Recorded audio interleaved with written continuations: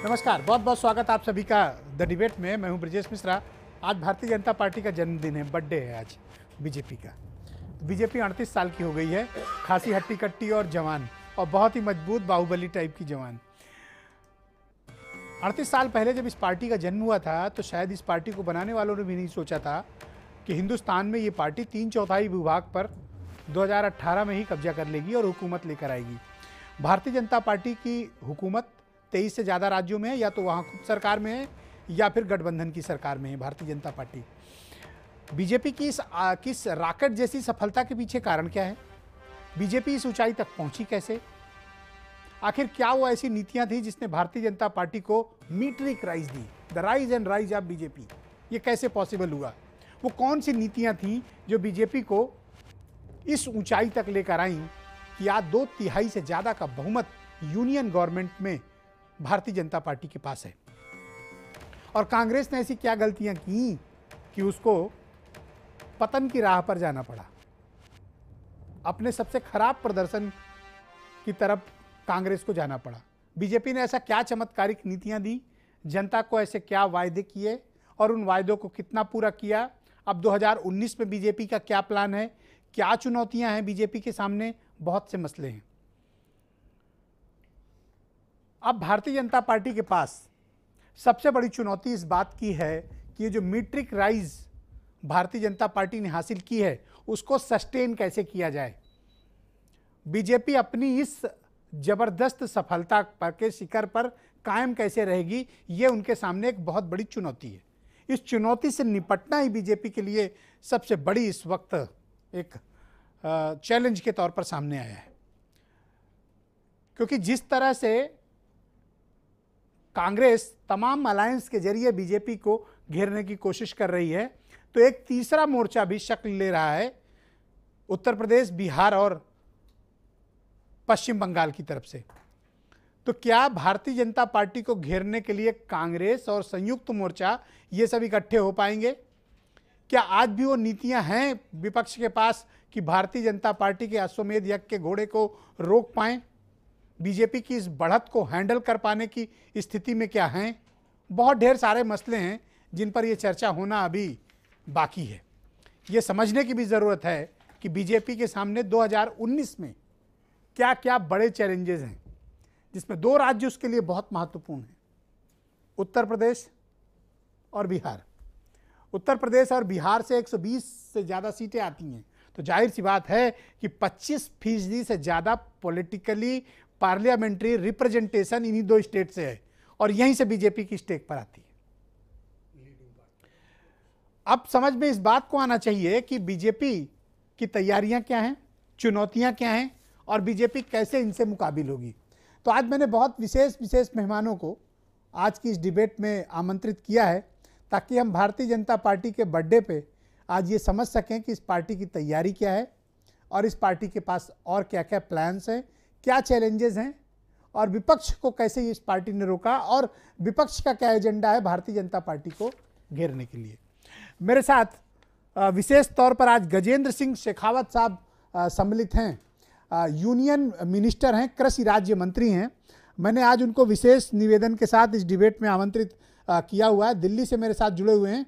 बाकी मेहमानों से मैं परिचय कराऊं उसके पहले मैं शेखावत जी को डिबेट में लेना चाहता हूं और मैं उनसे सीधा बात करना चाहता हूं, ताकि मैं ये समझ सकूं कि भारतीय जनता पार्टी की केंद्रीय स्तर पर क्या तैयारी है।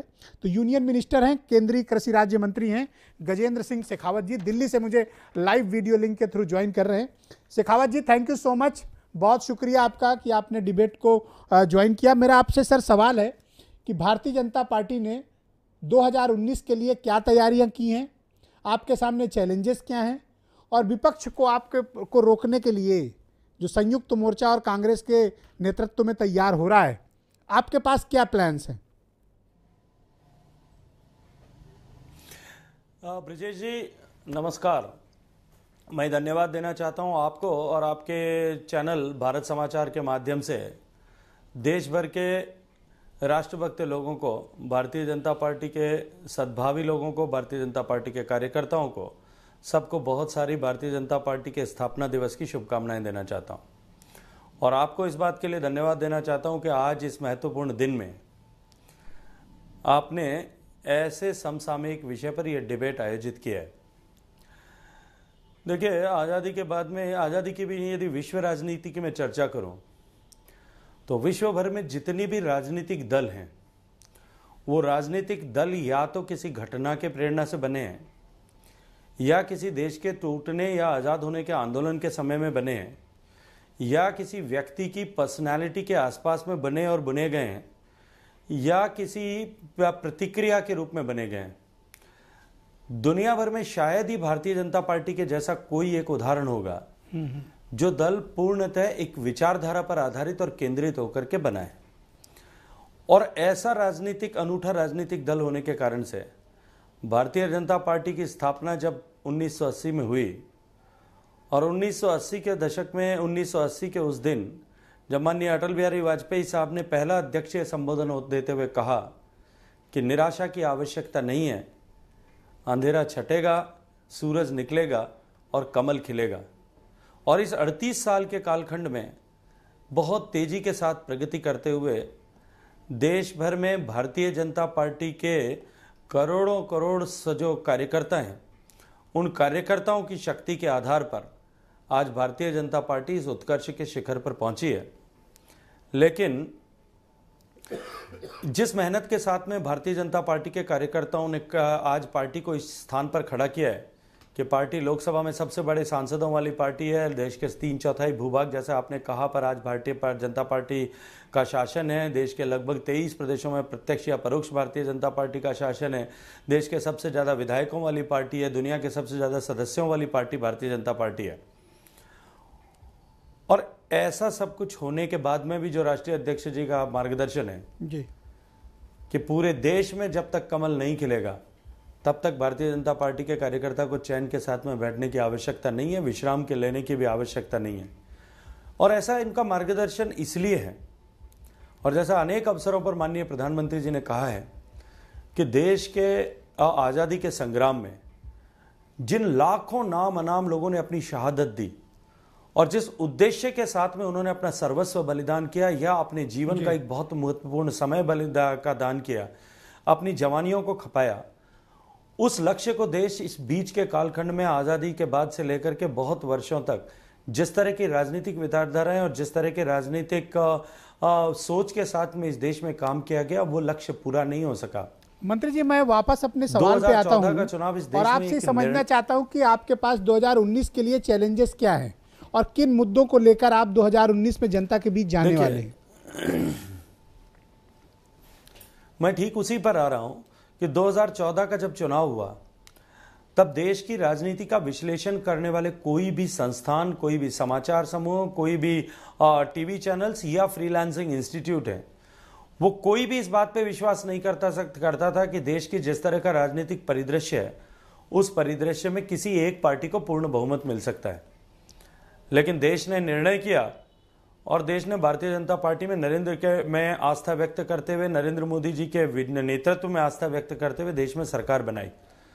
और सरकार बनने के बाद में हमने जिस एजेंडा के साथ में काम किया, हमारे प्रधानमंत्री जी ने जिस एजेंडा के साथ में पार्टी और सरकार को चलाया कि हम केवल डेवलपमेंट और डेवलपमेंट, विकास विकास और विकास, इसी की राजनीति करेंगे।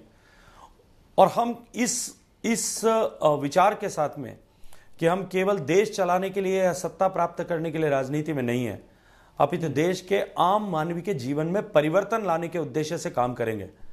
और पिछले 4 साल में देश की सरकार ने इस मूल मंत्र के साथ में जो काम किया, हमने बैंकिंग एक्सेस से लेकर के शौचालय के उपलब्ध कराने से लेकर के बिजली उपलब्ध कराने से लेकर के जिस तरह से देश के आम मानवी को जीवन में परिवर्तन, उसके ईज ऑफ लिविंग जिस तरह से उसको प्रदान किया, चाहे वो गांव में रहने वाला गरीब किसान हो, उसको सुरक्षा चक्र प्रदान करना हो, चाहे जीवन का सुरक्षा चक्र प्रदान करना हो, या अभी वर्तमान में आयुष्मान भारत के माध्यम से स्वास्थ्य का सुरक्षा चक्र प्रदान करना हो, इस दृष्टिकोण से जो हमने काम किया उसका परिणाम है कि आज एक के बाद एक लगातार चुनाव हम जीतते जा रहे हैं।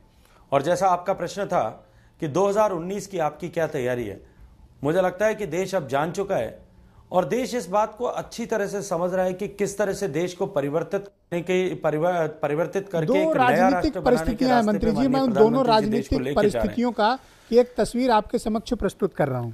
एक राजनीतिक तस्वीर हिंदुस्तान के सबसे बड़े सूबे उत्तर प्रदेश से उभर रही है, जहां अखिलेश यादव और मायावती एक प्लेटफॉर्म पे खड़े हैं। दूसरी तस्वीर आपको बिहार की उभर रही है, जहां आपके खिलाफ एक अलायंस तैयार हो रहा है लालू यादव की पार्टी से। तीसरा पश्चिम बंगाल से आपको चुनौती मिल रही है। ये तीन तो डिफरेंट अलायंस हुए जो गैर कांग्रेसी दल आपके विरुद्ध इकट्ठे हो रहे हैं। दूसरा, कांग्रेस भी आपके लिए बड़ी चुनौती है। तो क्या आप ये मानते हैं कि इस बार Bharatiya Janata party politically multi corner fight में इंगेज हो गई है?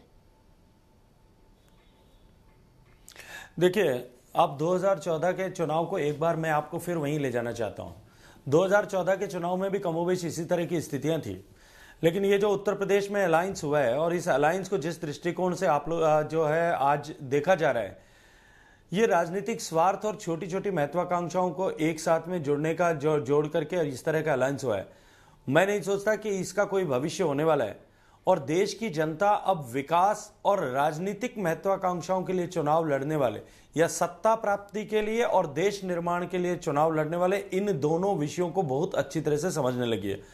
देखिए, देश के राजनीतिक परिप्रेक्ष्य में यदि देखें और आज हम 2018 में बैठकर के इस बात की चर्चा करें, तो आज देश का मतदाता इस बात को भली भांति समझता है कि उसका भविष्य कहां सुरक्षित है, उसके परिवार का भविष्य कहां सुरक्षित है, उसके बच्चों का भविष्य कहां सुरक्षित है, कौन उसको रोजगार प्रदान कर सकता है, कौन जीवन की सुरक्षा प्रदान कर सकता है। तौर पर ये समझना चाहता हूं कि इस अलायंस का जो उत्तर प्रदेश में बना है उसका कोई तोड़ है आपके पास?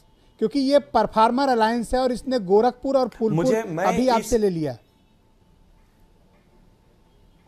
देखिए, गोरखपुर और फूलपुर की या अजमेर और जो राजस्थान का दूसरा चुनाव हुआ अलवर का, इनको देख करके यदि मैं देश की राजनीति की चर्चा करूं या यदि आप इनको देख करके 2019 के देश के राजनीतिक भविष्य की चर्चा करते हैं, तो मुझे लगता है कि कहीं ना कहीं हम चूक रहे हैं और देश के मतदाता के स्वभाव को, देश के मतदाता के भाव को, देश के मतदाता के इंटेंट को समझने में हम कहीं ना कहीं चूक कर रहे हैं।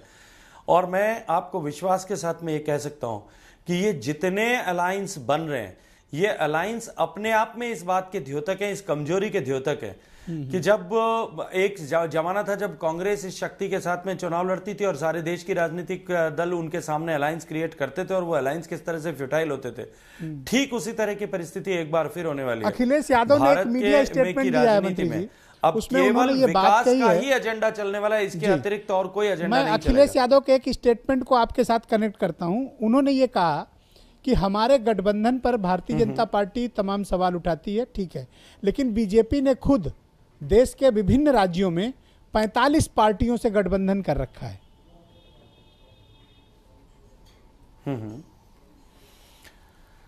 मैं आपकी बात से सहमत हूं और आज राष्ट्रीय अध्यक्ष जी ने अपने एक जगह अपनी बात में, प्रेस वार्ता में जो बात कही है कि हम एनडीए के घटक दलों के साथ में जब 2014 में जिस ताकत के साथ में चुनाव लड़ रहे थे और हमारे जितने घटक दल हमारे साथ थे, उन्होंने विश्वास के साथ में यह बात कही है कि 2019 के चुनाव में उससे ज्यादा कहीं दल हमारे साथ में खड़े होंगे। इसलिए मैं इन सारी चीजों को कोई चुनौती के रूप में नहीं देखता जी। और जिस तरह से उत्तर प्रदेश की सरकार काम कर रही है और जिस तरह से देश की सरकार काम कर रही है, उत्तर प्रदेश की जनता ने जिस तरह से जीवन की सुरक्षा को और जो है लॉ एंड ऑर्डर की सिचुएशन को बदलते हुए इस पिछले एक साल में देखा है, मैं सोचता हूं कि 2019 के चुनाव में उत्तर प्रदेश की जनता पूर्ण रूप से देश के लिए मतदान करेगी और बिहार की जनता भी देश के लिए मतदान करेगी। सर, एक अंतिम सवाल है आपसे। भारत इन दिनों एक बड़ा दलित मूवमेंट चलाया जा रहा है, उसे पूरा करेंगे। पूरे हिंदुस्तान में एक दलित मूवमेंट चलाया जा रहा है, इसमें भारतीय जनता पार्टी को घेरने की बहुत कोशिश हो रही है।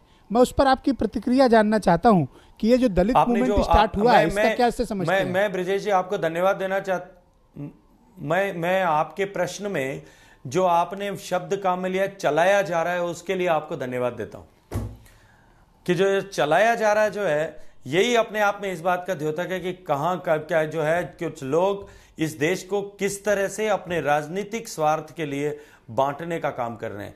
और आज तक इतिहास में जिस तरह से उन्होंने बांटने की राजनीति की है, हमने जोड़ने की राजनीति की है और जो अब जोड़ते हुए देश को आगे बढ़ाने की राजनीति की है, सबका साथ सबका विकास की राजनीति की है। और मैं ये फिर एक बार विश्वास के साथ में कह सकता हूं कि देश की जनता ये जान चुकी है और इन तोड़ने बांटने वाले और विभाजन की राजनीति करने वालों को एक बार फिर अस्वीकार करेगी। और मुझे लगता है कि अब की बार जो अस्वीकार्यता उनकी बनेगी वो उनके लिए उनको काल का ग्रास बना करके छोड़ेगी। बहुत बहुत शुक्रिया, बहुत आभार आपका कि आपने अपने बहुत कीमती वक्त में से थोड़ा वक्त हमारे लिए निकाला, दर्शकों के लिए निकाला, और आपने सभी सवाल का स्वागत किया और सभी सवालों का जवाब भी दिया। मैं आपका बहुत आभार प्रकट करता हूं और शुक्रिया अदा करता हूं कि आपने अपना बहुत कीमती वक्त हमारे लिए निकाला। Thank you so much. मेरे साथ गजेंद्र जी, एक बार फिर आपके चैनल के माध्यम से सबको भारतीय जनता पार्टी के स्थापना दिवस की शुभकामनाएं। मैं भी आपको हैप्पी बर्थडे कर रहा हूं। थैंक यू सो मच, बहुत बहुत शुक्रिया, बहुत बहुत धन्यवाद। मेरे साथ गजेंद्र सिंह शेखावत, केंद्रीय कृषि राज्य मंत्री, जुड़े हुए थे, जो भारतीय जनता पार्टी का 2019 का एजेंडा, चैलेंजेस और यूनियन गवर्नमेंट के अचीवमेंट्स पर चर्चा कर रहे थे। मैं डिबेट को आगे बढ़ाता हूं। मेरे साथ आज बहुत खास मेहमान मौजूद हैं। अमित पुरी भारतीय जनता पार्टी के नेता हैं। सुरेंद्र राजपूत उत्तर प्रदेश में कांग्रेस कमेटी के चीफ स्पोक्स पर्सन हैं। उदयवीर सिंह समाजवादी पार्टी के स्पोक्स पर्सन हैं। असीम वकार AMIM के राष्ट्रीय नेता हैं, मेरे साथ मौजूद हैं। पंकज त्रिपाठी आम आदमी पार्टी से, सीनियर जर्नलिस्ट सिद्धार्थ कलंस भी मुझे ज्वाइन कर चुके हैं। अशोक सिन्हा जी राष्ट्रीय स्वयंसेवक संघ के जाने माने विचारक, और वीरेंद्र सिंह हमारे bureau chief. Thank you so much. और आप सबसे पहले तो माफ़ी चाहता हूं कि आप सबको बहुत इंतजार करना पड़ा। मेरे साथ शेखावत साहब भी जुड़े थे, मैंने उनको स्टार्टिंग में लिया। बहुत शुक्रिया आपका। मैं इस डिबेट को, जो लार्जेस्ट अपोजिशन है देश में, कांग्रेस, उससे शुरू करना चाहता हूं, क्योंकि इसके पहले मैंने शेखावत साहब का स्टेटमेंट ले लिया था। Rajput ji, thank you so much. मैं पहले तो कहना चाहता हूं कि भारतीय जनता पार्टी की इस राइज, जो मीट्रिक राइज हुई 38 सालों में, 2 सांसद से चलकर आज 2/3 बहुमत, 3/4 हिंदुस्तान पर उनका शासन, आपसे चूक ऐसी क्या हुई कि भारतीय जनता पार्टी ने आपके नीचे से सारी जमीन खींच ली? देखिए, जनता है, जनता जो निर्णय देगी वो उस निर्णय को स्वागत और पूरे मन से स्वागत। भारतीय जनता पार्टी जब 2 सांसदों की पार्टी थी तब भी वो एक पार्टी थी, राजनीतिक दल था। आज हम 45 सांसदों की पार्टी हैं, तो आज हम भी एक राजनीतिक दल हैं। भारतीय जनता पार्टी के पास 16 करोड़ वोट, हमारे पास 11 करोड़ वोट। जीते वो, हारे हम। बहुत स्पष्ट है, 2009 के इलेक्शन में हमारे पास 9 करोड़ 20 लाख वोट थे और हमारे पास 206 सांसद थे। आज हमारे पास 11 करोड़ वोट थे और हमारे 44 सांसद थे। तो ये इसमें कहीं कोई, देखिए, जनता में आप किसी को डिस्कार्ड नहीं कर सकते। आपसे चूक क्या हुई? आपको जनता ने इस तरह से खारिज क्यों किया? नंबर 1, जनता ने खारिज, 11 करोड़ वोटों को अगर खारिज करना कहते हैं तो जनता के साथ एक अपमान करना होगा। बिल्कुल नहीं किया। प्रतिपक्ष का वोट एक जगह, सांसद लेके अगर आप अपने को जीता महसूस करते हैं तो आपको मुबारक हो। ब्रजेश जी, हमने तो आपसे कहा ना कि एक एक जनता के एक एक वोट का हमारे लिए सम्मान है, और 11 करोड़ वोटों का तो बहुत बड़ी बात है। मैं बहुत स्पष्ट रूप से बताऊं, हार और जीत में मैंने बताया, डेमोक्रेसी में जो हम लोग 2009 में काउंट्स किए जाते हैं जी, 2009 में 9 करोड़ 20 लाख। कांग्रेस कुछ और सीखी हो तो नहीं पता मुझे। सर, फिर वही बात है कि आप फिर हमें नहीं बोलने देना चाहते। आप क्यों प्रिंसिपल, मैं टेप लगा लूं मुंह पे क्या? नहीं तो सर, कम से कम हमें नहीं, पूरा आप एक शेर पढ़ोगे आपकी, मेरा कातिल मेरा मुंसिफ। नहीं, आप कातिल नहीं है। आप कंप्लीट करें, कंप्लीट करें। चलिए, आज हम ये शेर नहीं पढ़ेंगे, कुछ और खोजिए। तो चलिए हम दूसरा करें, किससे करें शिकायत, कैसी ये दुश्वारी है, मुंसिफ भी सरकारी है और मुलजिम भी सरकारी मतलब है। कांग्रेस को एक्चुअली सवाल नहीं पसंद तो है। आप सुनिए, 2 बातें बड़ी स्पष्ट हैं। सवाल आपको शायद ना पसंद हो, कांग्रेस को पूरे पसंद है। ब्रजेश जी, मैं आपसे, आप जनता का अपमान क्यों कर रहे हैं? 11 करोड़ वोटों का अपमान क्यों कर रहे हैं? मुझे आप कारण बताओ। मैंने कहा ना, आपसे हुकूमत की और आज सिमट कर आप 44-45 सीटों पर हैं। जनता ने आप कुछ सीखिए कि बीजेपी जो कर रही है, तो जाहिर सी बात है कि उनकी नीतियों को जनता ने अप्रिशिएट किया होगा ना। भारतीय जनता पार्टी की पैराशूट से थोड़ी आ गए हैं। भारतीय जनता पार्टी की छल की, प्रपंच की, कपट की, इन सारी नीतियों का विरोध करता हूं। चाहे हमारे सांसद इससे भी कम हो जाएं, हम इन नीतियों पर नहीं चलेंगे। हम जुमलेबाजी की नीतियों पर नहीं चलेंगे। मैं आपको अटल जी का उदाहरण देता हूं। अटल जी से जब पूछा गया, जब ये भारतीय जनता पार्टी के जन्मदिन की शुभकामनाएं इन लोगों को, जब उनसे पूछा गया कि साहब आपकी विचारधारा क्या होगी, तो सुनिए अटल जी का क्या था। उन्होंने कहा, हमारी विचारधारा गांधीवादी समाजवाद होगी। ये अटल जी का ऑफिशियल कोट हो रही है कि कांग्रेस पार्टी आजकल अपने भाषणों में अटल जी को कोट कर रही है। एक्चुअली बीजेपी की जीत यही है। अगर बीजेपी की जीत ये है तो बीजेपी को मुबारक। आज की डेट में जनता में बीजेपी, आपने कांग्रेस के किसी नेता को कोट नहीं किया। नहीं, भारतीय और ये बात देखिए सिद्धार्थ कलश भी समझ गए। ब्रजेश जी कि आपके पास बताने को कुछ नहीं बचा है। मैं हमारे पास तो आप अनुमति दें तो मैं जोड़ लूं उदयवीर जी को 2 मिनट के लिए। हमारे पास बताने 2 मिनट नहीं है सर, हमारे पास बताने के लिए, हमारे पास बताने के लिए होता तो आप वाजपेयी जी की स्पीच को कोट नहीं करते। स्पीच को मैंने भारतीय जनता पार्टी के परिप्रेक्ष्य में कोट किया है। ब्रजेश जी, आप हमें बोलने क्यों नहीं देना चाहते? हमारा विषय क्यों नहीं आने देना चाहते? कितना बोलेंगे? इतनी देर मैं फिर आप ही बोल जगह पे दूसरे लोगों को भी अवसर देना। आप हर जगह क्या चाहते हैं? आप हर जगह पर बर्थडे उनका है, थोड़ा उनको ही बोलने दें। ऑलराइट, उदयवीर जी को ले लें, आप अनुमति दें, अनुमति दे तो ले लें, आपके बड़े भाई हैं। Alright Udayveer ji, thank you so much, आपने डिबेट को ज्वाइन किया। आखिर क्या ऐसी नीतियां बीजेपी ने लेकर आई कि आज देखिए वो 2 सांसद से उन्होंने हिंदुस्तान की हुकूमत पर 2/3 से ज्यादा सांसद के साथ उनकी सरकार है, तो कुछ तो नीतियां होंगी ना उनकी। और आपसे क्या चूक हो गई? देखिए, हमसे तो कोई चूक इसलिए नहीं हुई कि, और आपके गठबंधन को मंत्री जी ने सामने सामने खारिज किया। मैं बताता हूँ उसी बात, उन सब बातों में बताता हूँ। हमसे चूक इसलिए नहीं हुई कि एक चुनाव हम हारे, पिछला विधानसभा चुनाव, और विधानसभा चुनाव हारते जीतते रहते हैं। ना हमारा पॉलिटिकल स्पेस कम हुआ, ना हमारा हस्तक्षेप शुरू हुआ, और हमने पिछले उपचुनाव से अपनी रिकवरी भी वापस शुरू कर दी। हमारा कोई स्पेस कम नहीं हुआ। इसलिए हम कहें हम 40 सांसद तक गए, हम 224 विधायक, सबसे ज़्यादा विधायक पिछली बार हमारे जीत के आए, और अब हम दोबारा उस प्रक्रिया में लगे हैं, तो हमारा स्पेस छोड़ा हुआ स्पेस नहीं है। हाँ, निश्चित तौर पे भारतीय जनता पार्टी ने गैर कांग्रेसवाद के नाम पे जो लड़ाई लड़ी सारे दलों ने, उसको लास्ट में जाके कैश कर लिया। पर ये तो मानते हो आपकी कांग्रेस की नाकामी रही है जिसके कारण बीजेपी आगे बढ़ी। घटना ये हुई है, वो कह रहे थे मंत्री जी की घटना का प्रोडक्ट नहीं है हम। हाँ। आप जानते हैं कि घटना के बाद ही बढ़ोतरी हुई है। घटना के होने से पहले तक तो सब साझा सरकार थी, हम उनका समर्थन कर देते थे, वो हमारा समर्थन कर देते थे, सरकार बनाई। घटना उन्होंने ऐसी कर दी कि वो सबका क्रेडिट ले उड़े। और कांग्रेस में मेरा व्यक्तिगत अनुभव है, मेरा व्यक्तिगत सोच है, हो सकता है मेरे साथी उससे सहमत न हो, कि जो बीच में गांधी परिवार से नेतृत्व गया, वो एक स्पेस क्रिएट हो गया, और उस स्पेस में भारतीय जनता पार्टी ने बहुत तेज़ी से परिवर्तन किया।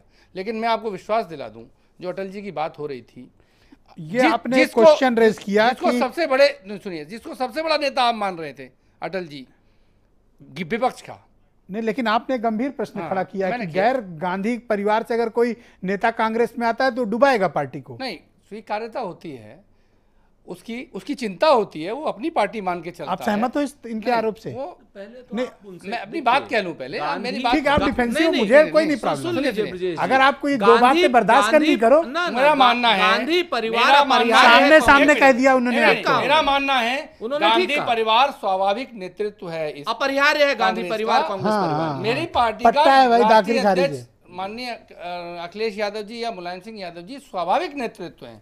मैं उनकी जगह कट पेस्ट करके किसी को रख दूं किसी कारण से, तो सोनिया गांधी के फैसले की आलोचना कर रहे हैं आप? तब नहीं, चाहे कुछ भी हो, वही लेकर आए। मेरी बात देखिए, मुझे हैरानी सहमत नहीं है। आप बीजेपी पे जाने नहीं दे रहे, आपकी नहीं तो आप बोलिए ना।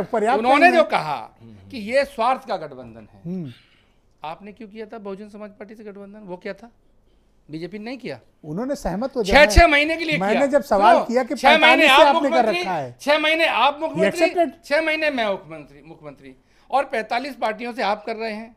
गैर वैचारिक समाजवादी पार्टी और बहुजन समाज पार्टी, मैं अमित पुरी को कनेक्ट करना चाहता हूं आपके साथ। अमित पुरी जी Bharatiya Janata party clash of egos हो सकता है। Thank you so much Puri ji, आपने सर डिबेट को ज्वाइन किया। मैं जानना चाहता हूं कि भारतीय जनता पार्टी का देखिए आज जन्मदिन भी है, एक तो आपको बधाई, और दूसरा इसका क्रेडिट आप किसको देना चाहेंगे जो इस समय भारतीय जनता पार्टी का प्रदर्शन और जिस ऊंचाई पर पार्टी पहुंची है?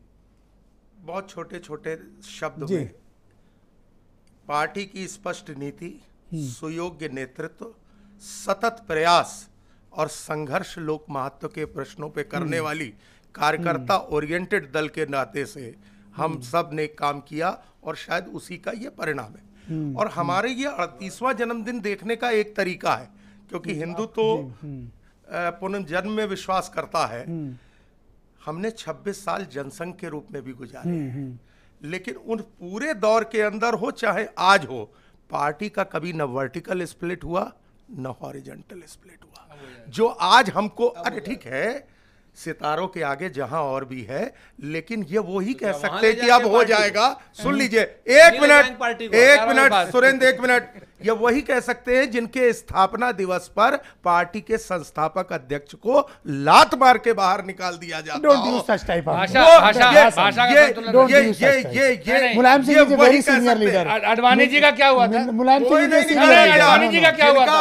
राष्ट्रपति सामने खड़ा रहता है, राष्ट्रपति सामने खड़ा रहता है, प्रधानमंत्री उससे नमस्ते करना उचित नहीं हकिया करके निकाले आप गए थे। संविधान के साथ मजाक करते हैं। Don't use such आप type of- संविधान के साथ मजाक Don't करते use हैं। such एक type. तलीबान को राष्ट्रीय अध्यक्ष बना के उसको मैं आप अपने बताऊं आप को क्या? भगवान Don't use such type of- परंपरा है यहाँ। हाँ, आप बोलें।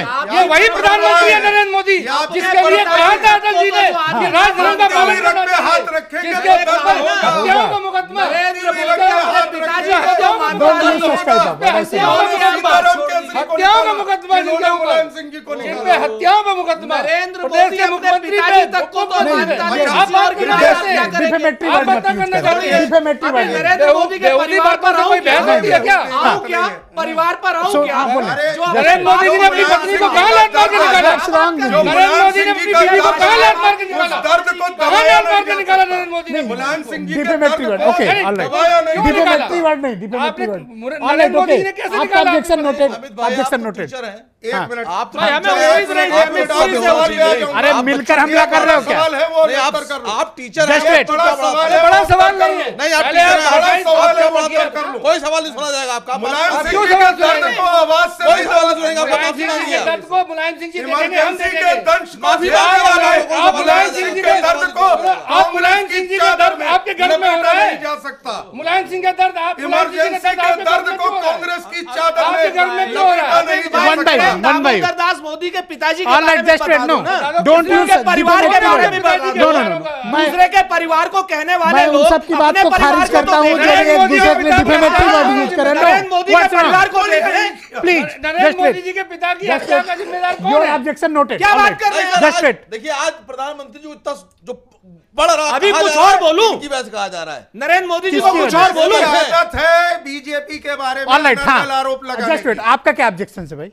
नहीं, ऑब्जेक्शन सर ये टीचर हैं, हाँ हाँ, ठीक है। ये बच्चों को शिक्षा देते हैं। हाँ, बिल्कुल। इनकी जबान अगर खराब होगी तो बच्चों को पढ़ाएंगे क्या? तो इनकी क्या टीचर जबान है, खराब इसीलिए है? पिता के अपमान को देखकर लगा बाढ़े पूत पिता के दर आपसे पर। क्या मतलब? ये भाई, सर, नरेंद्र मोदी आपने नरेंद्र मोदी के पिता के साथ क्या किया? मोदी जी ने नरेंद्र मोदी जी का क्या किया? उनके अरे सर, साथ? एक मिनट। उन्होंने क्या किया अपनी बीवी के गुस्सा साथ? नहीं। आज इसी नहीं, पे उसका जवाब दो ना। सर, एक मिनट, एक को कोई परेशानी सर, नहीं। एक मिनट, एक मौका पड़ोसी के दे पेट दीजिए। में दर्द है। सर, एक मिनट। पड़ोसी के पेट में मुलायम सिंह जी को कोई परेशानी नहीं, उनकी टाइम उनका है, टाइम उनका है। मुलायम सिंह जी को मधोक जस्ट का भी वेट बता हाँ दो। टाइम उनका है बलराज मधोक का भी ऑलराइट बता जस्ट दो। वेट आपका टाइम नहीं है ना जो अटल जी को आपका और नाम चंद्रशेखर असीम वकार है क्या?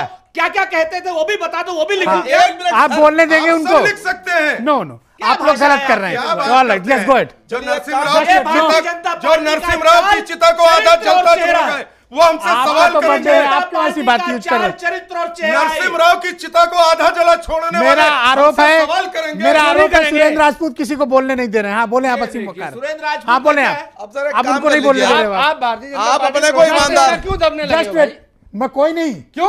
दो लोगों को ले क्यों रहा दब- हूँ इतना नहीं तो दब बोलने रहे तो हो दोगे कि नहीं बोलने दोगे नहीं, अब आप अपने को बोलने ईमानदार तो कह दो। रहे हैं। पहले तो भाजपा आप हाँ, कह बोलो, रहे हैं कि आप बोलो, सच बोलो। बोल रहे फिर हैं। भाजपा बोलो। प्रवक्ता सर, बोले। हाँ, एक मिनट रुक तो जाइए, फिर मुझे ही नहीं बोलने दे रहे हाँ ये तो साबित हो गया ना कि सुरेंद्र राजपूत किसी को बोलने नहीं देना आप कह चाहते रहे हैं आप सच बोल रहे हैं, तो जरा सा एक बार नरेंद्र मोदी जी की पत्नी के बारे में सच बोल दीजिए, उनके उनकी पिताजी के पत्नी बारे को में कोई सच बोल दर्द दीजिए। नहीं, बाकी के पेट में आप दर्द पूछ के है। आए थे? आप पूछ के आए हो? कोई दर्द वन नहीं। भाई, आप पूछ के आए हो? कोई वो बात कर रहे हैं। उनका आप पूछ के आए स्टेटमेंट नहीं, है। आपका बारी नहीं मुलाकात है ना आप बात उनसे? करने दीजिए हाँ अरे वो पति पत्नी के बीच का मामला काजी का है, दुबला है।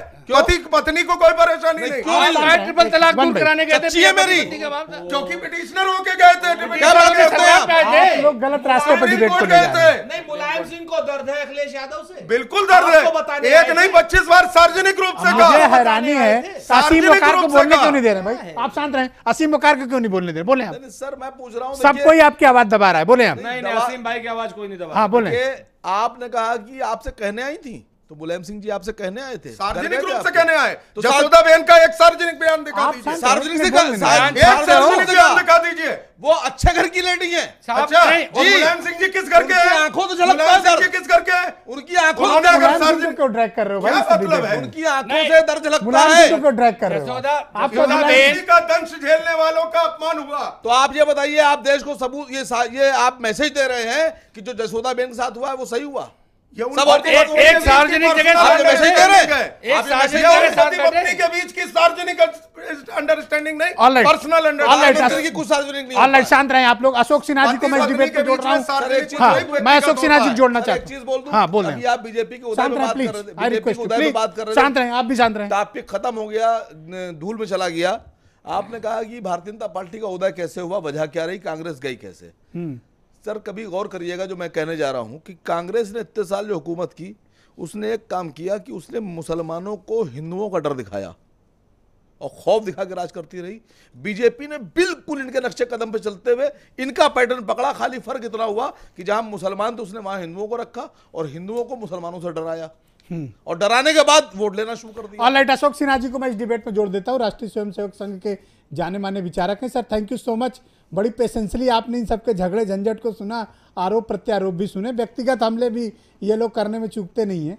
मैं आपसे समझना चाहता हूं कि एक तो भारतीय जनता पार्टी की ऊंचाई का राजनीतिक तौर पर आप कारण क्या मानते हैं और अब चैलेंजेस क्या हैं बीजेपी के सामने? 2014 में जब चुनाव हुए थे जी, उस समय संपूर्ण देश एक कमजोर प्रधानमंत्री के रूप में मनमोहन सिंह को दिख रहा था। हाँ, अंतर्राष्ट्रीय स्तर पर भी और आप सच राष्ट्रीय स्तर बोलिए। पर भी देखिए वो ये आप जान बोलने रहा क्यों है। नहीं? आप सच बोलिए, कि आप पर- और बयानी मत कीजिएगा। अरे बता भाई, दे बात रहे हैं सुनने आपको। दीजिए। नो, आप सच बोलिए।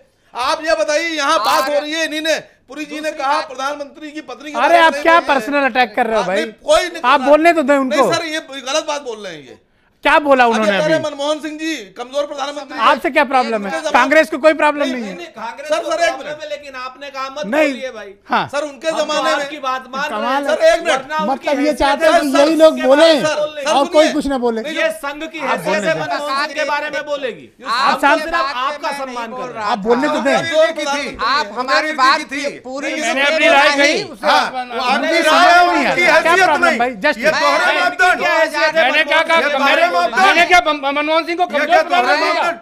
मैंने कैमरे पे बात करो। मैंने कमजोर प्रधानमंत्री कहा। कैमरे पे ये बात क्या करें। दोहरे मापदंड? कैमरे पे 23 देखिए, राज्यों में कमजोर सरकार 2014 राज्यों में सरकार जो 286 परिस्थितियां सांसद थी, बोलने जिन को कुछ नहीं, परिस्थितियों इसलिए में खाली बकवास। ऑलराइट, भारतीय सुनिए जनता सर, पार्टी ये कह रहे कमजोर ने विजय प्रधानमंत्री। प्राप्त की। आप सुन तो लें उन उनको। परिस्थितियों का मैं सुन जिक्र लीजिए, कर इसके रहा बाद हूं। इनसे पूछेगा तो जवाब मुझे सही लगता है आप लोग उस सिन्हा समय- जी को टारगेट क्यों सर कर जो रहे हो? बोलने दो कमजोर उनको। प्रधानमंत्री मुख्य हैं, रूप से- उनके जमाने में 300 से 350 रुपए गैस सिलेंडर था और जो इनके ताकतवर प्रधानमंत्री है उनके में उनके 800 जमाने में 800 रुपए का है। ऑलराइट, आप बोलने दें, आप ये बोलने देश के दुश्मन है, आप बोलने दें उनको, ये बोलने दुश्मन दें। है देश के। हाँ बोले सिन्हा जी, बोलें।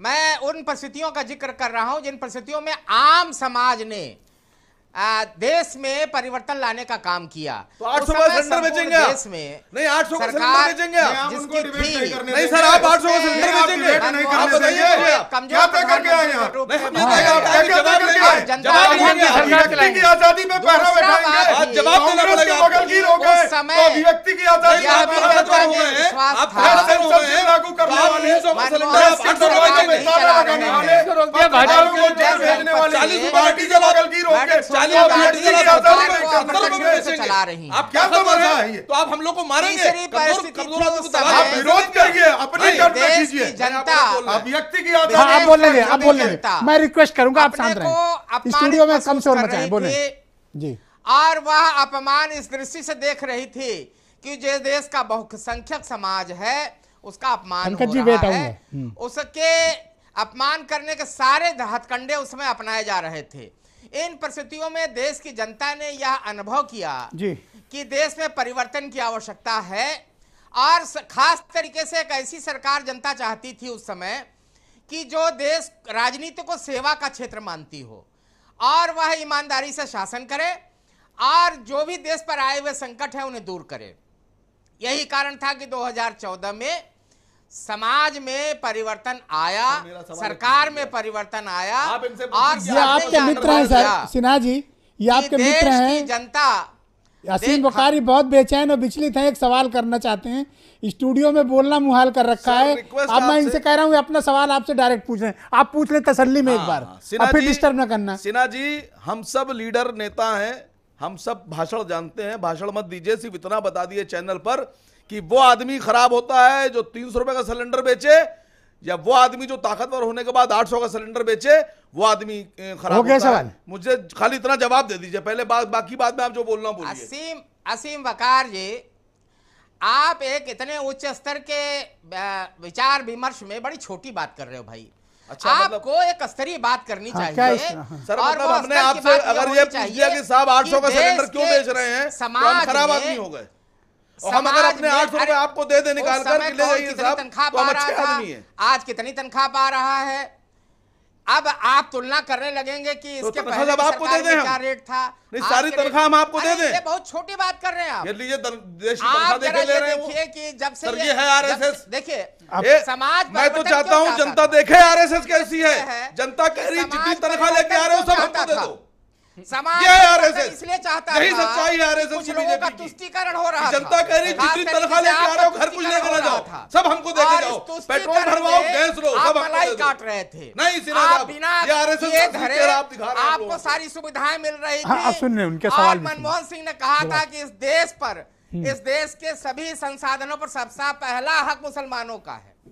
आज कम से कम यह वातावरण सर, निर्माण हिंदू हुआ मुसलमान है सबसे कि बचना इस चाहिए, देश सर। में सिन्हा जी, जो कुछ भी आपको ना जो तो वो कुछ भी- भाषण पता है, देखिए, ना आपको जो वो समय राशन का पता वातावरण है, था, वो ना मैं बता आपको रहा वो हूं। जानकारी है। कहाँ समय कहाँ से आप बातें करने लगते हैं। सिलेंडर देखना अल्पसंख्यक चाहते क्या हैं। केवल और मुसलमान मैं ये है? कह रहा हूं आपको ये जानकारी कि नहीं है कि समाज जैन में अल्पसंख्यक नहीं क्या है, All right, मैं लिंगायत पंकज- अल्पसंख्यक नहीं है। आप लोग अनुमति कैसे दें आप तो- भाषा का All right, प्रयोग कर शांत रहे रहे, हैं। please। आप जैसे आप तो देशद्रोह टाइप की भाषा का प्रयोग कर रहे हैं। हाँ, पहली बार देशद्रोही इस है। देश देशद्रोही को हो रहे हैं अनुभव हुआ आप। है कि अंतर्राष्ट्रीय आपको जगत में ये नहीं भारत मालूम का कि महत्व लिंगायत भी है। अल्पसंख्यक है पहली बात। कर्नाटक में। सरदार आपको जी ये नहीं मालूम सरदार चुनाव भी के लिए अल्पसंख्यक है, है, चुनाव के जैन लिए भी है। अल्पसंख्यक है, अरे, जैन भी शांत रहे, शांत रहे, शांत रहे। अडवाणी जी भी अल्पसंख्यक हैं। क्या All right. बात करते हैं? आपको शर्म नहीं आती देश को नहीं, बांटने नहीं, वाले डोंट यूज ताकतों सच का टाइप ऑफ support लैंग्वेज। करते हुए? सीनियर आदमी ऐसे मैंने शब्दों का अरे, इस्तेमाल सीनियर ना आदमी करें। को कुछ भी हाँ, बोलेंगे। हाँ, ना, अनुभव किया है। बुजुर्ग ये कुछ व्यक्ति भी हैं, बोलेंगे, सभी बुजुर्गियत कह का रहे हैं। सम्मान करिए भाई। बुजुर्गियत का सम्मान ऑल क्या राइट, होता है? पंकज त्रिपाठी, हो जाएगा। पंकज त्रिपाठी जी एक स्थान प्राप्त आम आदमी हुआ है। पार्टी के प्रवक्ता हैं। All right, Sinha ji please wait.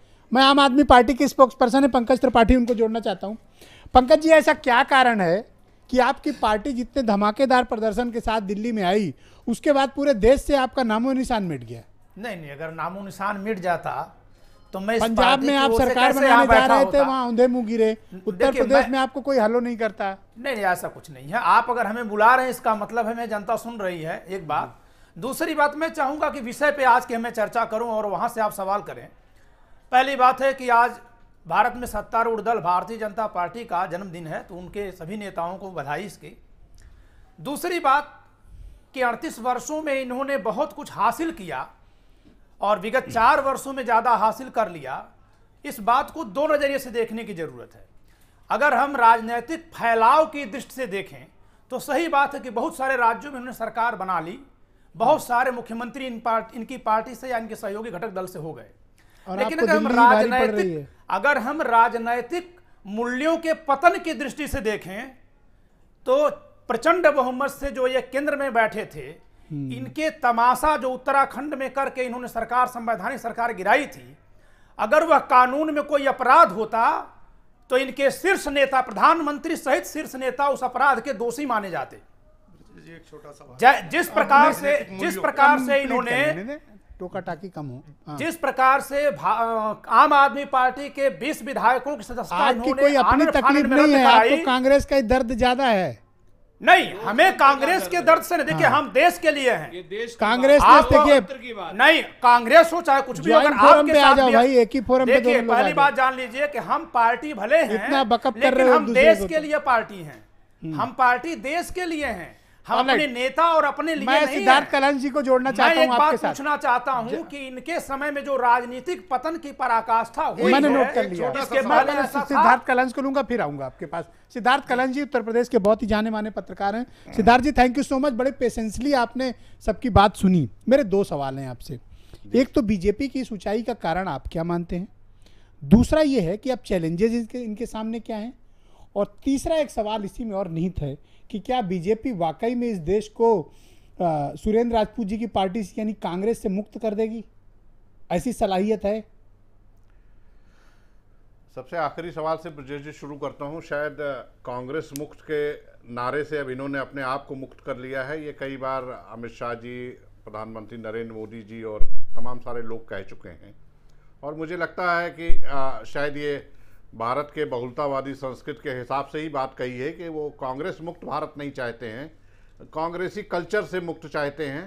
तो उस नारे से तो खुद भारतीय जनता पार्टी ने अपने आप को अलग कर लिया है। अब आते हैं, अब ये भारतीय जनता पार्टी का इस तरह का जो मीटियोरिक राइज हुआ, मुझे लगता है कि बहस बहुत डिरेल हुई, लेकिन शुरुआत से ही आपने एक इसकी लाइन बहुत अच्छी तय कर दी थी कि आखिर क्या कारण रहे कि कांग्रेस के विकल्प के तौर पर कभी जो दल खड़े होते थे, जिनके पीछे बीजेपी खड़ी होती थी, चाहे वो 77 में खड़ी हुई हो या 89 में जब जन मोर्चा की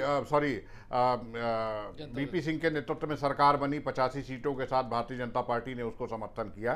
तो जो बी टीम के तौर पे भारतीय जनता पार्टी खड़ी हुई थी, वो ए टीम कैसे बनी? तो जाहिर सी बात है कि कांग्रेस के सामने उसने अपने आप को एक मजबूत विकल्प के तौर पर पेश किया। और देखिए, सूचना संचार का जिस तरीके से प्रगति हुई है, अब वो बड़े लंबे समय तक किसी एक पार्टी का शासन करते रह पाना भी संभव नहीं रह गया है।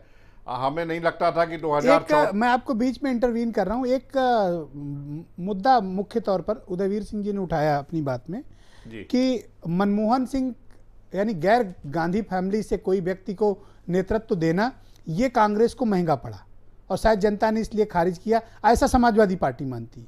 नहीं, मेरी व्यक्तिगत राय, मेरी व्यक्तिगत राय ये नहीं है कि मनमोहन सिंह जी, लेकिन मेरा मानना है कि उनका स्वाभाविक नेतृत्व को ही नेतृत्व करना चाहिए। आप लोग देख रहे हैं, उसमें नरसिंह राव साहब भी आए, उसमें सीताराम केसरी भी आए, बहुत सारे लोग आए। बोलने दें, सीनियर जर्नलिस्ट है, लेकिन आप मेरी बात को दूसरी तरह रख रहे हैं। अरे उदयवीर भाई एक मिनट, उदयवीर भाई एक मिनट सुन लीजिए। ब्रजेश जी, उदयवीर जी ने जो कहा ये सही बात है कि कांग्रेस पार्टी का नेतृत्व करने के लिए, शायद सरकार का नेतृत्व अलग बात है, कांग्रेस पार्टी का नेतृत्व तो गांधी परिवार ही कर रहा था, और सरकार जरूर मनमोहन सिंह की वो भी डिरेल हो गया था बीच में। नहीं, मुझे ऐसा लगता है, नहीं, सीताराम केसरी अध्यक्ष बने, नरसिंह राव साहब दो वाक्य बोल देता हूं। देखिए, पद छोड़ने को बोलने दे भाई। ब्रजेश जी, पद छोड़ने के साथ ही मनमोहन सिंह ने शायद एक भाषण में कहा था कि इतिहास मेरे साथ न्याय करेगा, और मुझे लगता था कि लंबा समय बीतेगा, लेकिन 5 साल नहीं बीते हैं, 4 ही साल हुए हैं और इतिहास उनके साथ न्याय करने लगा। आज अभी चाहे आसिम वकार हो जो IMM के हैं या उदयवीर जी हो, कोई भी हो, ये मानने लगा है कि आखिरकार मनमोहन सिंह एक बेहतर प्रधानमंत्री थे। उदयवीर जी ने तो विरोध किया मनमोहन सिंह का। विरोध नहीं किया, फिर मेरी बात को गलत तरीके से रख रहे हैं। देखिए, आप सामने बात कर लो, मैं कोई पर्दे की आड़ में बात कर रहा हूं। सिद्धार्थ जी, मैं सिर्फ ये कह रहा हूं कि स्वाभाविक नेतृत्व गांधी परिवार था, अगर वो बना रहता तो बहुत सारी चीजें, इनकी सोच थी कि सोनिया गांधी या राहुल गांधी, प्रियंका गांधी कोई प्रधानमंत्री बनता तो कांग्रेस नहीं हारती, कांग्रेस अध्यक्ष भी और कांग्रेस अध्यक्ष भी। ब्रजेश जी, परसेप्शन ये चाहते हैं कि हमेशा गांधी परिवार पर ही नेतृत्व। मैं नहीं चाहता, कांग्रेस का स्वाभाविक नेतृत्व मानता हूं। नहीं ब्रजेश जी, परसेप्शन जरूर खराब किया गया मनमोहन सिंह के बारे में, वरना जब हम तुलनात्मक रूप से अध्ययन करेंगे तो हम ये पाएंगे कि गांधी परिवार के कई प्रधानमंत्रियों की तुलना में मनमोहन सिंह का परफॉर्मेंस, मनमोहन सिंह का रिकॉर्ड और जो घटक दल है सामने बोल रहे हैं ना जी, कोई पीछे तो बोल नहीं रहे। उदयवीर सिंह ने डायरेक्ट कही ये बात। देखिए, घटक दल अपने राजनीतिक दृष्टिकोण के हिसाब से कह सकते हैं, उनको राजनीति में जिससे सुरेंद्र राजपूत को एतराज नहीं है तो आप क्या करोगे सर? दूसरी बात ब्रजेश जी, एक बात कहता हूं, बीजेपी के अभी भी कुछ नहीं सुनना चाहते ब्रजेश भाई। नहीं, अभी भी ना भारतीय जनता पार्टी जी प्रदर्शन के उस उच्चतम स्तर पर पहुंची है जहां कांग्रेस पहुंच चुकी है जी। 1984 को याद कर लीजिए। मैं वीरेंद्र सिंह को जोड़ना चाह रहा हूं आपसे। और ना कांग्रेस पार्टी गिरकर न्यूनतम स्तर पे पहुंची है जहां भारतीय जनता पार्टी 1984 में पहुंची। करेक्ट बात है। वीरेंद्र सिंह हमारे ब्यूरो चीफ भी इस डिबेट का हिस्सा बन चुके हैं। Thank you so much Virendra ji, आपने डिबेट को ज्वाइन किया। 1984 में जिस पार्टी के पास 2 सांसद थे, आज 3/4 हिंदुस्तान के भूभाग पर उस पार्टी का शासन है। तो कुछ तो नीतियां रही होंगी कि जनता ने उन्हें एक्सेप्ट किया और कांग्रेस और दूसरी पार्टियों को खारिज किया। आप क्या कारण मानते हो बीजेपी की इस राइज का? देखिए, बीजेपी की राइज के पीछे एक तो हिंदुत्व का एजेंडा, राम मंदिर आंदोलन, अटल बिहारी और आडवाणी जैसे नेता ये लोग रहे हैं। बीजेपी को लोग हमेशा चाल चरित्र और चिंतन वाली पार्टी मानते हैं और पार्टी भी थे डिफरेंस उसका नारा रहा। और इस पर बहुत बड़ा वर्ग हिंदुत्व का, खास तौर से जो अगड़ा समाज कहा जाता है, सवर्ण मतदाता, वो लोग बीजेपी पर बहुत भरोसा करते रहे, करते आए। और आज बीजेपी की ताकत देखिए इतनी बड़ी कि देश के 19-20 राज्यों में वो सरकार में है। ब्रजेश जी, 2009 एक ऐसा मौका आया था जब मनमोहन सिंह की सरकार दोबारा बनी, लेकिन देश की जनता उस समय लालकृष्ण आडवाणी को प्रधानमंत्री के रूप में देखना चाहती थी। संख्या बल के आधार पर बीजेपी नहीं आई और आडवाणी प्रधानमंत्री नहीं बन पाए। लेकिन जो उत्तर प्रदेश में हुआ, लोगों ने माना कि अगर हम समाजवादी पार्टी को वोट देते हैं, बसपा को वोट देते हैं, तो ये सब जाकर केंद्र में कांग्रेस में मिल जाते हैं। और उत्तर प्रदेश में बीजेपी कांग्रेस, और भले ही कांग्रेस 19 सीट 20 सीट जीते, 22 सीट जीते, लेकिन संसद में उसकी संख्या 70 सीट 71 सीट की पहुंच रही है यूपी से। तो यूपी के लोगों में इस बात की बड़ी नाराजगी थी और तमाम सारे घपले घोटाले का भी आरोप मनमोहन सरकार पर लगा, जिसका भरपूर फायदा 2014 में बीजेपी ने उठाया। तो ये सब कारण रहे। आज देश की तरक्की की बात कह रही है सब बीजेपी, उसकी सरकार, और वो अपने कहा जाए चरमोत्कर्ष पर है बीजेपी अपनी सियासत की। और सियासत में हर दांव वो कामयाब माना जाता है जो चुनाव जिता दे। बाकी आप चाहे जितनी बड़ी बड़ी बातें करिए, आज थोड़ा सा वक्त का अभाव है बीरेन जी, आज आपका साहित्य हम लोग सुनना चाहते हैं, थोड़ा आज वक्त की बहुत कमी है। देखिए, बैंक हमारा देश, बीजेपी ने बहुत तरक्की कर ली, 11 करोड़ की देश की सबसे बड़ी दुनिया की पार्टी है। हाँ। लेकिन ओलंपिक में भारत आज भी एक को मेडल नहीं जीत पाता ब्रजेश जी, वहां तरक्की नहीं हो रही है। शरद जोशी जो एक बहुत बड़े बैंकर थे, उन्होंने लिखा है जी कि ओलंपिक में पहले से हम एक आध पदक हमें बहुत मुश्किल से मिलता था। हाँ।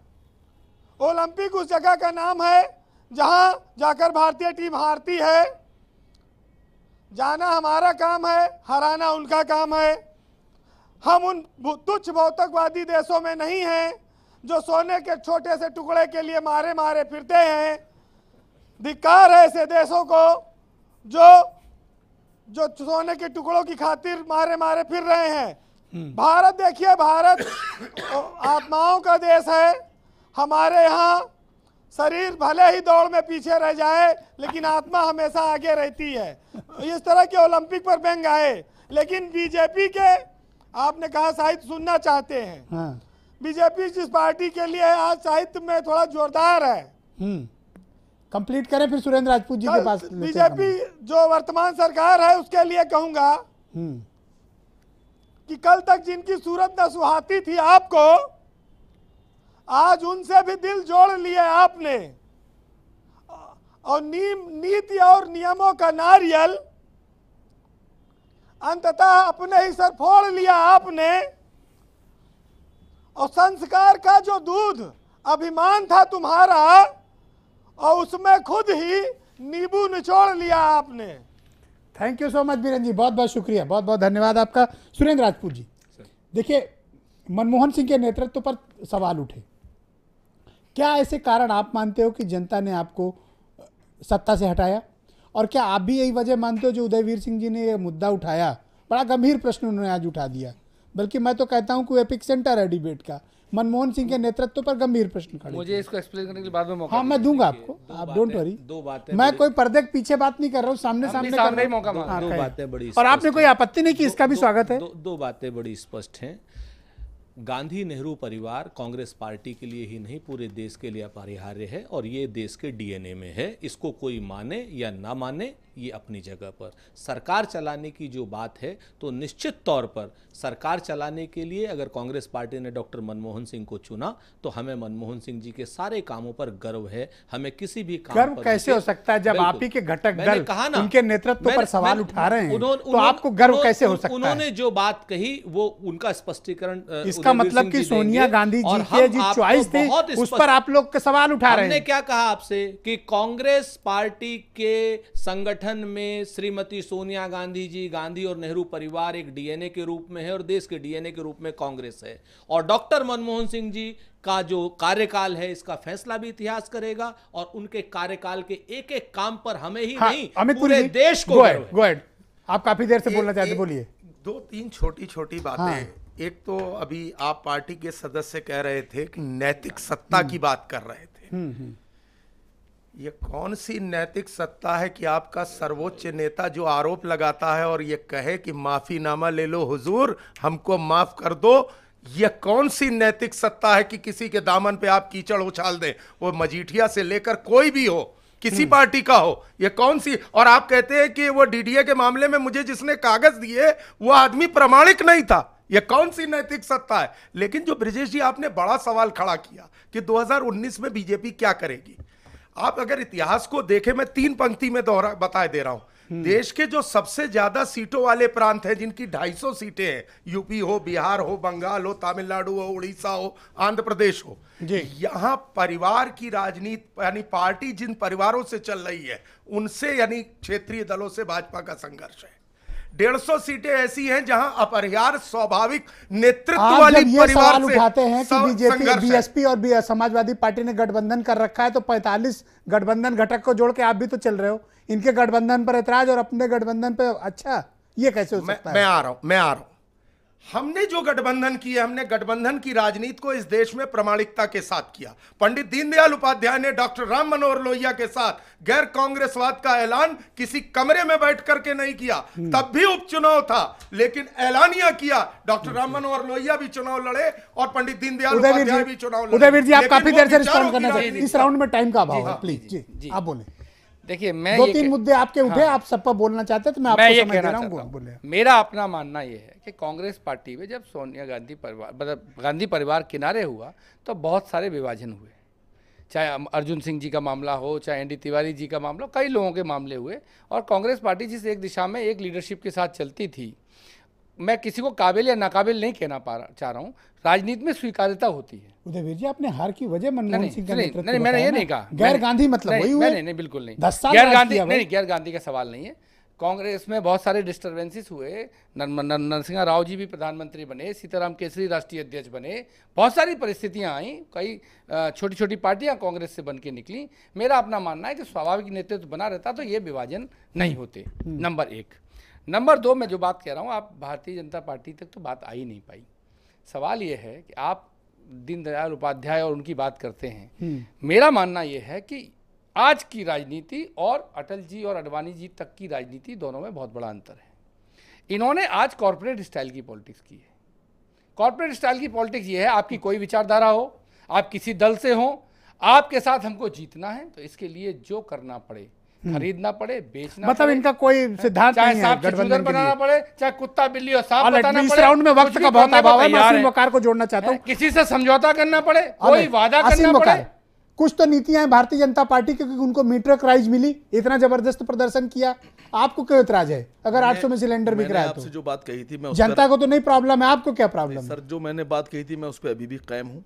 गहराई से अगर चिंतन किया जाए बैठकर, चाहे समाजवादी पार्टी हो, चाहे बहुजन हो, चाहे कांग्रेस हो, देखिए, इन्हीं ने जो स्टैंडर्ड था राजनीति का वो कांग्रेस से पैटर्न ले लिया, और इन्हीं ने हिंदुस्तान में एक मैसेज दिया। इन्हीं ने मुसलमानों को चारे की तरह इस्तेमाल किया और हिंदुओं को इन्हीं ने शिकार की तरह इस्तेमाल किया। इन्हीं ने एक मैसेज दिया कि जो आदमी मुसलमानों की बात करेगा उसको देशद्रोही कह दो। ये उसको करते करते करते करते आज यहां तक लेके आए कि हर पार्टी मुसलमान की बात करते हुए डर रही है कि ऐसा ना हो कि मुसलमान की बात करेंगे तो हिंदू वोट ना मिले। ये सच्चाई है सर, इसको समझिएगा। देखिए, कोई पार्टी तो मुसलमानों की बात नहीं कर रही है, हर आदमी इनके वोट बैंक पे लगा है। अब इनको ये खतरा पहले ही हो गया कि ऐसा ना हो मेरा 80% बटे, तो अभी अपना पैटर्न चेंज कर रहे हैं, ये धीरे से मुसलमान। मैं अशोक सिन्हा जी को भी ले लेना चाहता हूं। सर, 1 मिनट है आपके पास, इस राउंड में मेरे पास वक्त का थोड़ा अभाव है, मैं चाहता हूं कि इस पूरे मसले पर आप अपनी प्रतिक्रिया व्यक्त करें जो हम लोग डिबेट कर रहे हैं।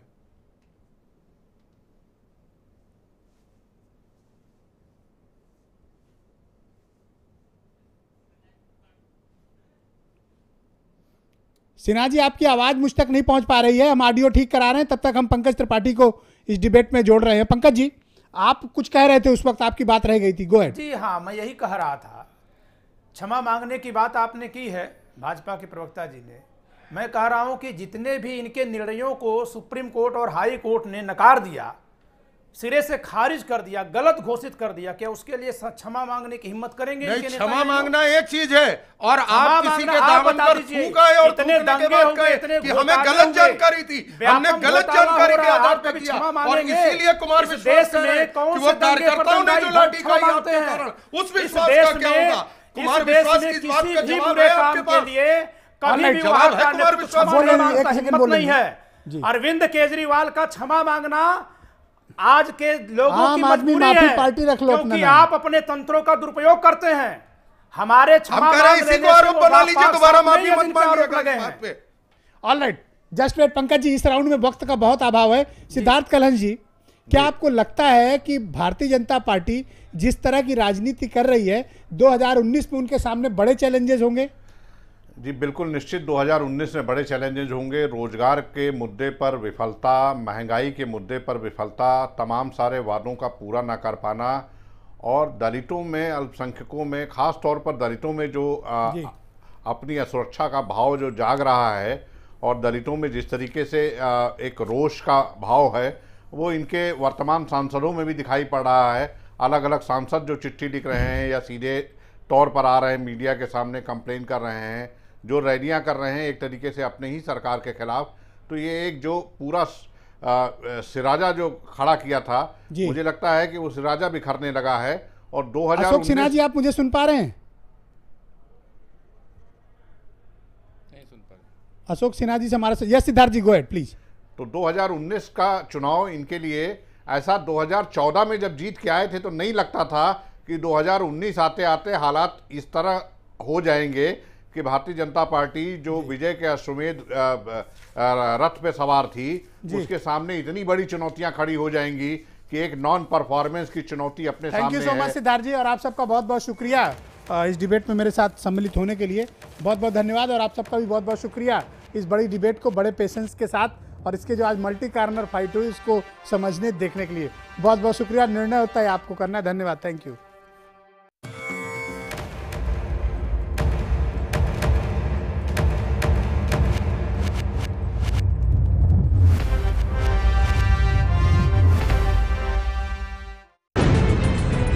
अंधेरा छटेगा, सूरज निकलेगा, कमल खिलेगा।